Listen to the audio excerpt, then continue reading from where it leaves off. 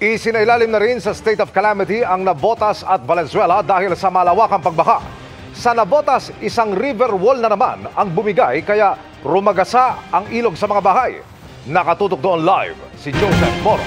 Joseph!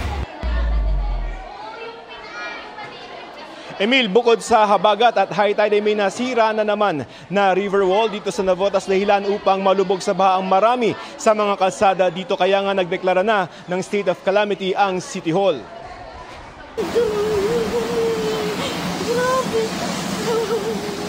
Iyak na ng iyak sa gulat at takot ang residenteng ito ng Celestino Street sa barangay San Jose sa Navotas. Nasira kasi ang pader na proteksyon nila sa ilog sa tapat mismo ng kanilang bahay.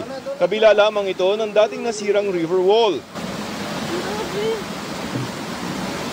Sa bilis ng pagpasok ng tubig sa maraming bahay, hindi na naisalba ng mga residente ang kanilang mga ari-arian tulad ng mga motor na ito.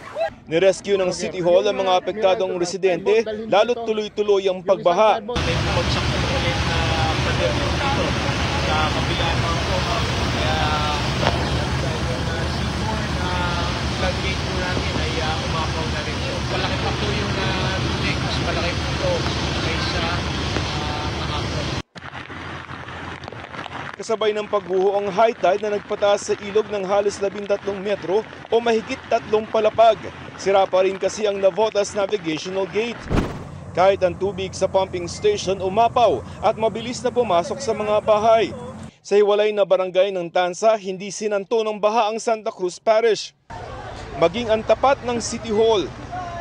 Pahirapan ang pagpasok ng mga residente ng ilan ay namara ng dumadaang pribadong truck. Hindi na kaya ng mga regular na mga sasakyan yung baha papasok dito sa Navotas. So ito mga pinauwi na ng kanilang mga kumpanya para umuwi sa kanilang mga bahay. Kaya lang, ito, lubog na. Pauwi na po. Office po.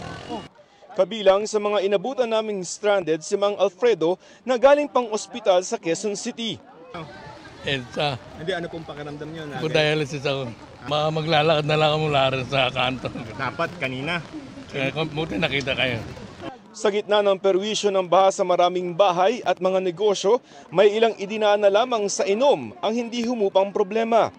Halos lahat ng kalsada dito sa Navotas lubog na sa baha, kaya kung may mga nadadaanan kami na nakasakay ng mga makeshift na mga balsa o kaya naman ay yung mga rescue boats galing sa lokal na pamahalaan. Dahil baha na sa halos lahat ng kalsada sa lungsod, isinailalim na sa state of calamity ang Navotas.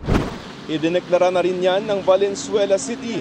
Formal na po nating dinedeklara ang lungsod ng Valenzuela under the state of calamity. Sa pamamagitan po ng pagdeklara, maaari na po nating mag-apply ng mga benefits po natin tulad po ng GSIS, SSS, Pag-ibig at iba pang kaukalang benepisyo. Baha na rin sa maraming kalye sa Malabon kaya pahirapan ang paglikas ng mga residente. Pero ilang delivery rider ang tuloy ang paghahanap buhay. Ano to, di-deliver mo pa rin? Di-deliver pa rin po. Bakit? Kailangan po, part po ng trabaho. Laban. May nadadaanan ka ba? Lakad na lang po ginagawa namin.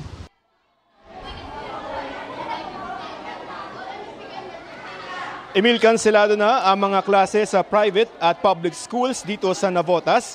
At ayon sa Navotas PIO, lampas 80,000 o 80,000 na mga residente ang epektado ng baha. Ang ilan nga sa kanila ay nandito naka-evacuate sa isang paaralan itong Navotas Elementary School. Emil. Maraming salamat, Joseph Morong.